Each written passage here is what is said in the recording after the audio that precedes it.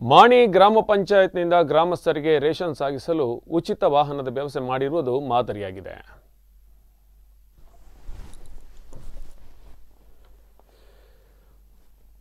ಬಂಟ್ವಾಳ ತಾಲೂಕಿನ ಮಾಣಿಯಲ್ಲಿ ಲಾಕ್ಡೌನ್ ಸಮಯದಲ್ಲಿ ಗ್ರಾಮಸ್ಥರು ನ್ಯಾಯಬೆಲೆ ಅಂಗಡಿಯಿಂದ ರೇಷನ್ ಸಾಗಿಸಲು ಕಷ್ಟಪಡುತ್ತಿರುವುದನ್ನು ಕಂಡ ಸ್ಥಳೀಯ ಮಾಣಿ ಗ್ರಾಮ ಪಂಚಾಯತ್ ಗ್ರಾಮಸ್ಥರಿಗೆ ಉಚಿತ ರಿಕ್ಷಾ ವ್ಯವಸ್ಥೆ ಮಾಡುವ ಮೂಲಕ ಮಾದರಿ ಜನಸ್ನೇಹಿ ಸೇವೆಯನ್ನು ಆರಂಭಿಸಿದ್ದು, ಈ ಸೇವೆ ಸಾರ್ವಜನಿಕ ವಲಯದಲ್ಲಿ ಭಾರೀ ಪ್ರಶಂಸೆಗೆ ಪಾತ್ರವಾಗಿದೆ.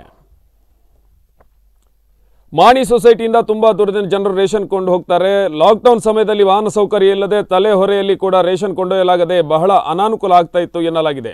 ಪಂಚಾಯತ್ ವತಿಯಿಂದ ಉಚಿತ ವಾಹನ ಅಂದರೆ 2 ರಿಕ್ಷಾಗಳ ವ್ಯವಸ್ಥೆಯನ್ನು ಮಾಡಲಾಗಿದ್ದು, ಸಾರ್ವಜನಿಕರು ಇದರ ಸದುಪಯೋಗವನ್ನು ಪಡೆಯುತ್ತಿದ್ದಾರೆ.